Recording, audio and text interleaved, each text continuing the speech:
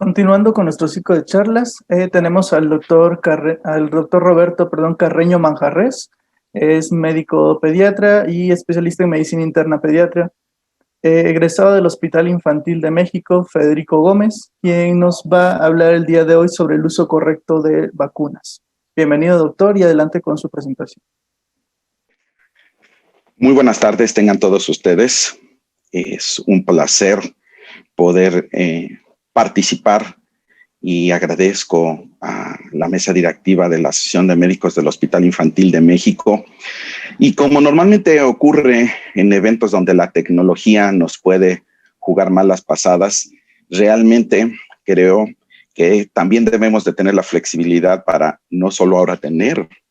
un congreso el cual sea en línea, sino también la capacidad de responder en caso de que nuestra presentación decida no estar lista para estar. Entonces, me temo que voy a estar con ustedes los siguientes 25 minutos y obviamente tratar de hablar de algo que es muy importante, creo, para todos nosotros como pediatras y que en especial es la vacunación. Hemos tenido grandes ponencias en este congreso por expertos verdaderamente reconocidos, no solo a nivel nacional, sino también internacional, que nos han hablado acerca de las vacunas. Pero yo quisiera enfocarme en dos puntos que son muy importantes, creo yo, para nuestro haber.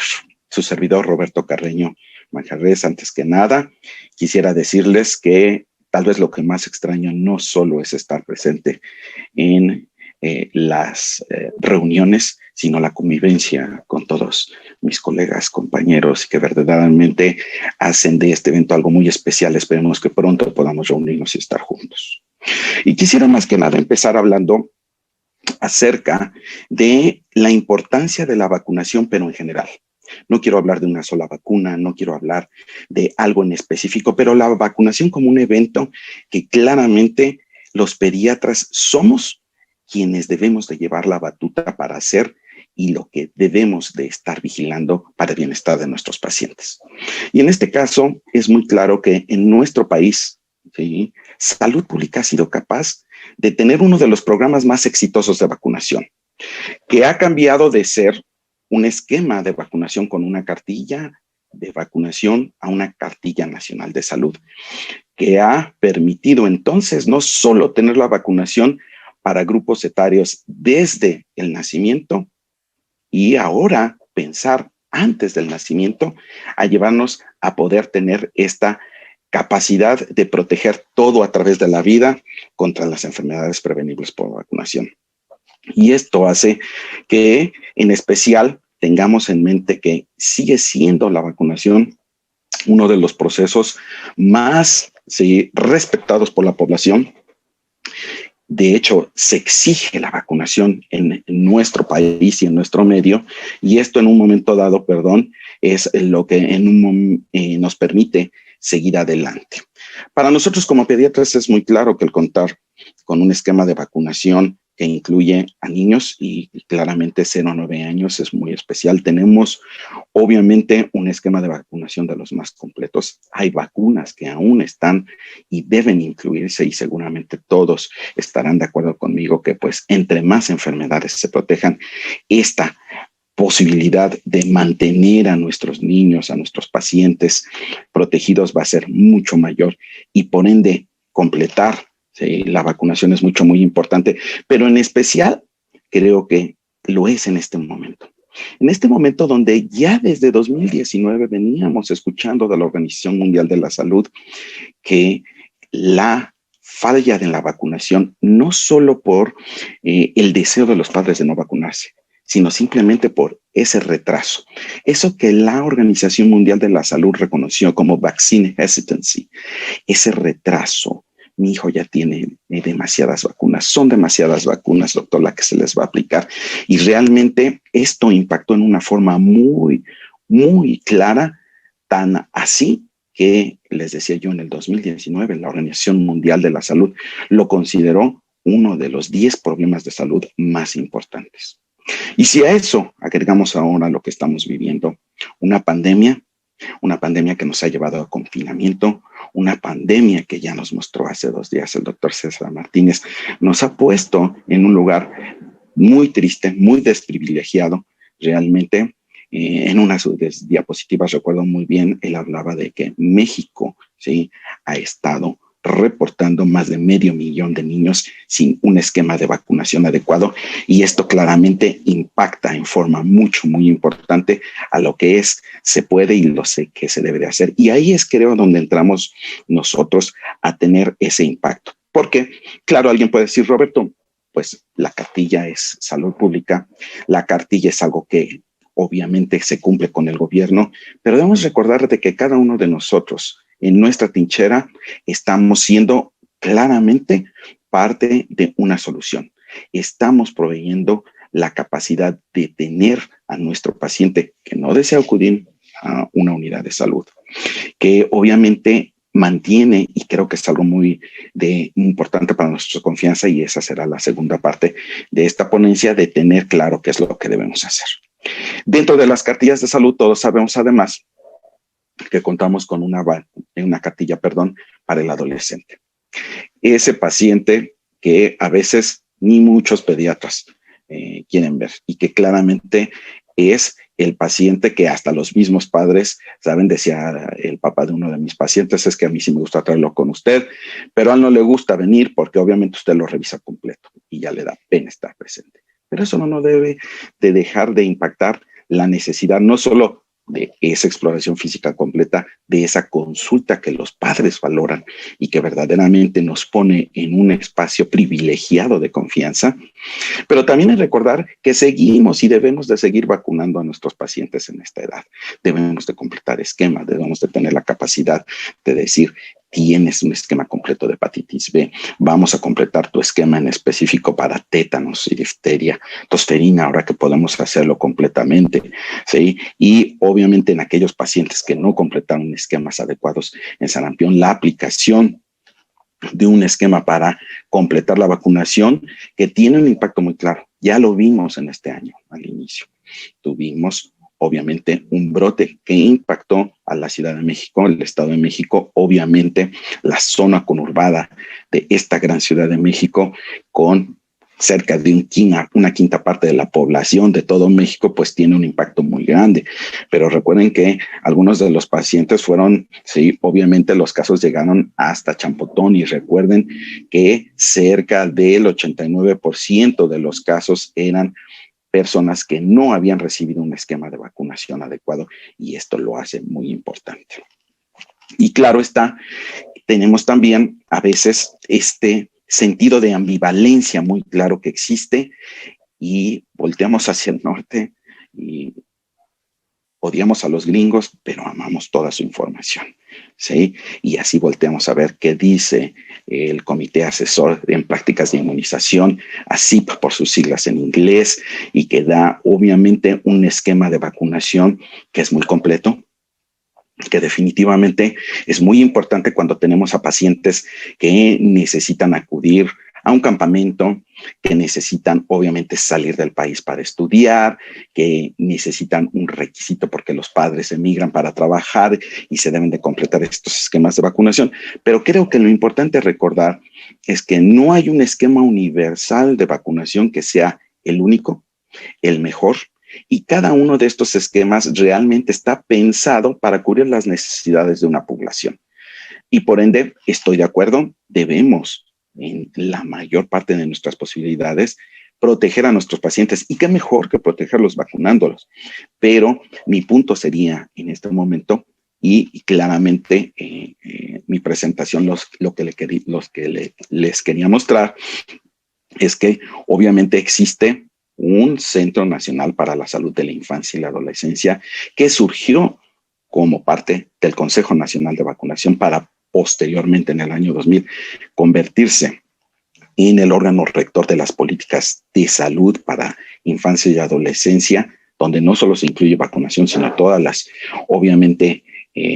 leyes y reglamentos que deben de estar ahí presentes, una norma 036 que debemos de estar vigilando porque es muy claro que la necesidad de mantener a nuestros pacientes protegidos es muy importante, pero también debemos de ser cuidadosos en nuestro trabajo dentro del consultorio para no poner en riesgo nuestra práctica profesional, obviamente con requisitos que recuerden, ¿sí? Hacíamos una gran historia clínica y teníamos que ser cuidadosos porque son obviamente documentos médico-legales, los cuales responden a una necesidad y realmente están captando toda esa información y por ende, aunque no tenemos un lineamiento que se abra a toda la población, como puede ser lo que hace ACIP para todos los pediatras, recomendado por el CDC, recomendado por el FDA, recomendado por la Academia Americana de Pediatría y diferentes organismos ahí asociados que vierten toda esta experiencia para tenerlo, pero definitivamente lineamientos de la Secretaría de Salud, obviamente y claramente las normas oficiales mexicanas siempre debemos de tomarlo en cuenta. Pero aquí me gustaba y creo que es muy importante el poderles mostrar que antes que nadie, nosotros como trabajadores de la salud, ¿sí? Médicos, ¿sí? Enfermeras, debemos de estar todos listos para entender que estando bien educados podemos entonces sí hablar de los beneficios de las vacunas, ¿sí? Debemos de promover con transparencia, ¿sí? Con una rendición de cuentas en la toma de decisiones. Esto es porque finalmente el impacto es muy importante y lo que me hubiera gustado mostrarles en la presentación es muy claro cuál es la situación ideal de un programa de vacunación exitoso e imaginen en ella, ¿sí? La posibilidad de tener en la era prevacunal, como por ejemplo lo que estamos viviendo en este momento con COVID-19, buscando una vacuna contra el SARS-CoV-2, donde la enfermedad tiene un gran número de casos, ¿sí? Y obviamente hay una baja cobertura de la vacunación porque no existe en este momento, ¿sí? Una vez lista la vacuna, la cobertura se incrementa, va creciendo y obviamente lo que esperamos es que el número de casos baje casi en una imagen en espejo, lo cual nos permita controlar esa enfermedad. Y claro, es lógico que asociado a esto debemos de ser muy cuidadosos porque se van a presentar eventos adversos. Y sabemos que estos eventos adversos siempre estaremos bajo la lupa porque estamos aplicando vacunas a individuos sanos. Y por lo tanto, cualquier cosa que suceda puede tener este grave impacto de lo que puede o no ocurrir y afectar a una persona, pero al mismo tiempo va a afectar la percepción de lo que ocurre y esto va a implicar que haya una pérdida de confianza que nos lleve a una disminución en cobertura de vacunas. Esto, obviamente, también va a implicar una imagen en espejo en un incremento en el número de casos, hasta que nuevamente esa confianza se recupere y entonces podamos llegar a un evento exitoso como el que ocurrió con viruela, donde se erradicó una enfermedad de la faz de la Tierra y que a futuro lo que podremos seguramente ver son enfermedades como SARS-CoV-2, donde esperemos que una vez teniendo una vacuna, tengamos la capacidad de aplicarla, llevarla a todos aquellos puntos donde es necesario tenerla, incrementar esa cobertura, disminuir el número de casos y paulatinamente, ¿sí? Ir viendo cómo la presencia de brotes va desapareciendo poco a poco. Pero aquí es donde quiero hacer hincapié en esta generalidad que yo les decía,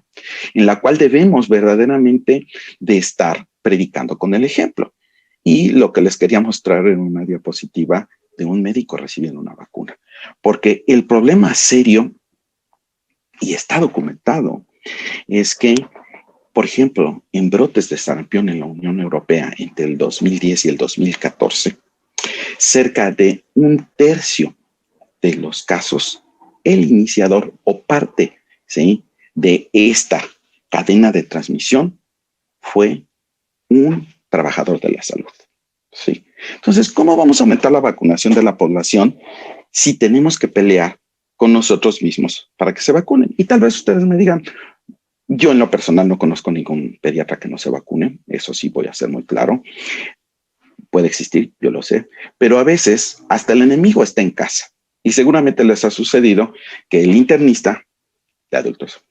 el cardiólogo de adultos, ¿sí? Hablas con los papás de los pacientes, con los abuelitos, con los tíos, y le dice, pues no es muy necesario que te vacunes. A veces el enemigo está en casa y cuando tenemos este tipo de problemas acerca de lo que es la posibilidad realmente de qué es lo que vamos a hacer, tenemos entonces que ser y predicar con el ejemplo, ¿sí? Haga lo que yo digo y no lo que yo hago.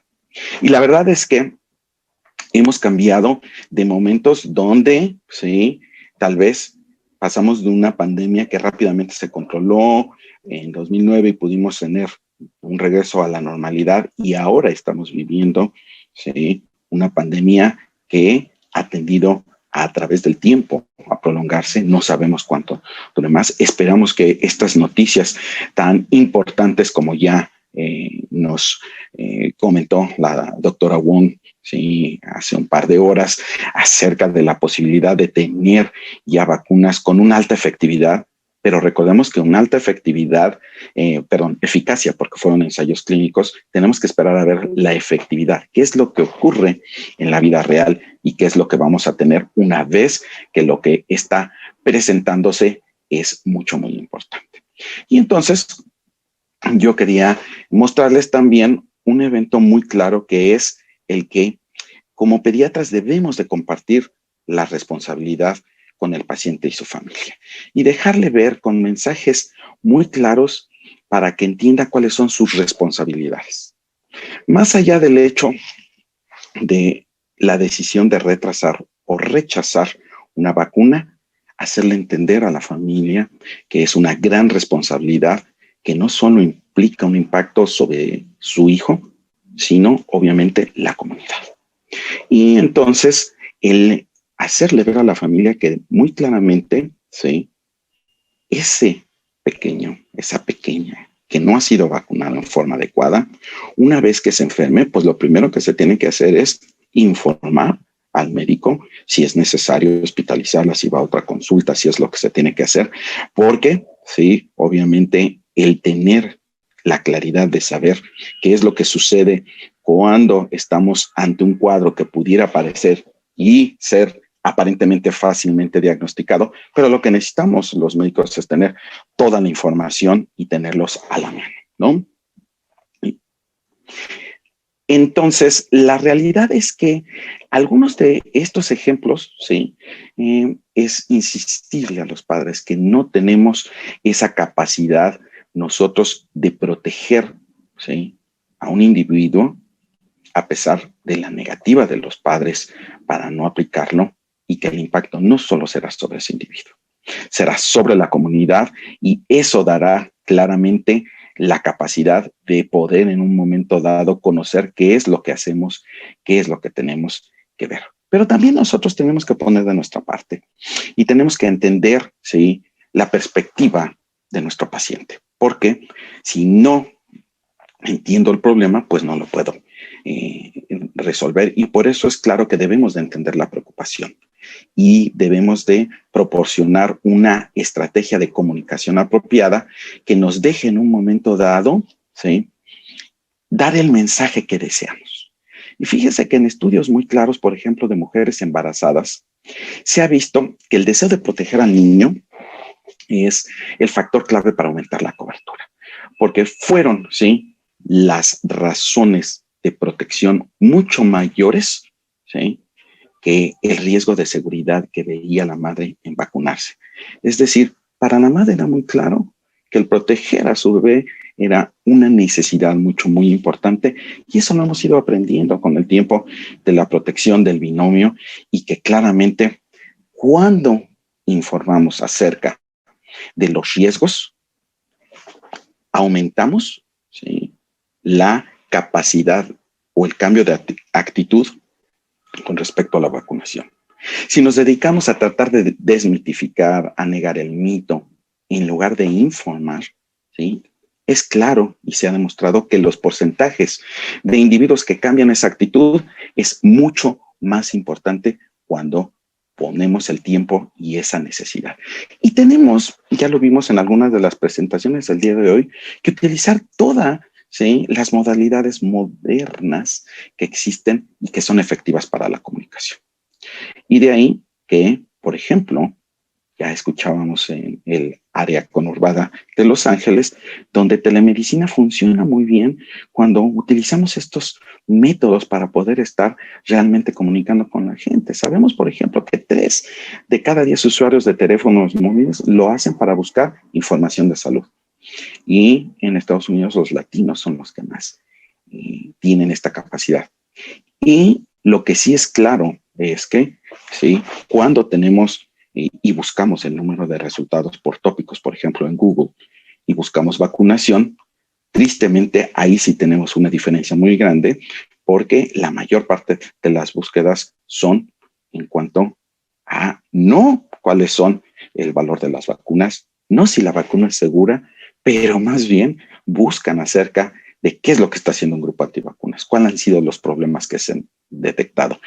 Y es claro para todos nosotros que en esta era de la socialnomía, los consumidores y todas las redes virtuales tienen una influencia determinante, ¿sí? Entonces es muy importante que se pueda construir, pero en especial destruir una marca. Y cuando hablo de una marca, no estoy hablando de una marca comercial, pero más bien estoy hablando de un evento, de una posibilidad de tener este impacto y en este caso la vacunación. Porque si dejamos agujeros en la información, alguien los llenará. Es responsabilidad de nosotros tener esta, ¿sí?, confianza. Contamos con ella. Los pediatras tenemos esa cosa de confianza, la debemos de mantener. Y para terminar, solo quisiera decirles que la confianza toma años para construirse, segundos para romperse y toda una vida para recuperarse. Y por eso es muy importante que mantengamos abiertos estos canales de comunicación. Una disculpa ante todo por todos estos eventos en los cuales nos juega una mala pasada, ¿sí?, la tecnología, pero espero que algo muy importante que se lleven de esta plática es, uno, conocer perfectamente cuáles son los lineamientos que en nuestro país nos debemos de mantener dentro de ellos, ofrecer siempre este canal de comunicación abierto para nuestros pacientes, para los padres y muchas veces para la tía, el tío, la misma abuelita que nos traen para que las vacunemos y sepamos claramente, antes que nada, que el beneficio de la vacunación lo debemos primero nosotros de aceptar, es decir, estar protegidos, para entonces sí convencer a nuestros pacientes, a los papás de nuestros pacientes, que es importante el vacunarse, que es importante mantener esta prevención todo a través de la vida. Muchas gracias.